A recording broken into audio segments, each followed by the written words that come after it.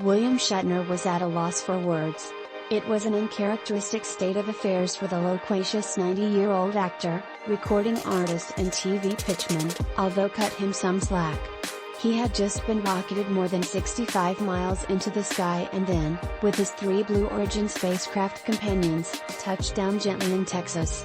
It took his breath away, for a little while. And then they just couldn't shut him up. You could almost sympathize with Jeff Bezos, the billionaire founder of the spaceflight company, whose ear Shatner bent with his impressions of the short flight Wednesday morning. Was that death?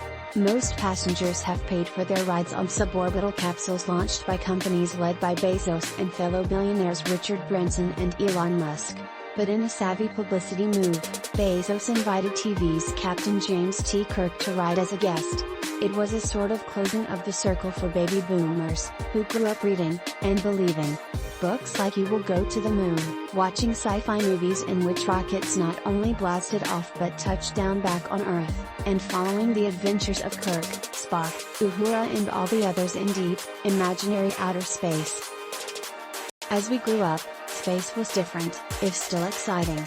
Rockets didn't land, but fell into the ocean as expensive waste. The promise that we, ourselves, would go to the moon was broken. But a handful of Americans did go, and they described their voyages for us not like breathless travelers but like the military men and engineers they were. But the very brief moon age ended with Apollo 17 just before Christmas in 1972. We grew older, and just as the vast majority of us came to terms with the realization that we would never be professional baseball players, rock stars or senators, we let go of our space traveler dreams. Oh, sure, some older folks might get a shot. John Glenn, the first American to orbit the planet, hero of our childhood, got a second ride into space at 77. But then, he really was a U.S. senator, as well as an astronaut.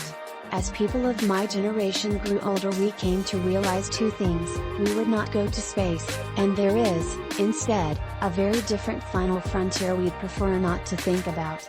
Yet here is this 90-year-old man, from the pre-boomer generation, standing next to a capsule fitted with large, tourist-oriented picture windows.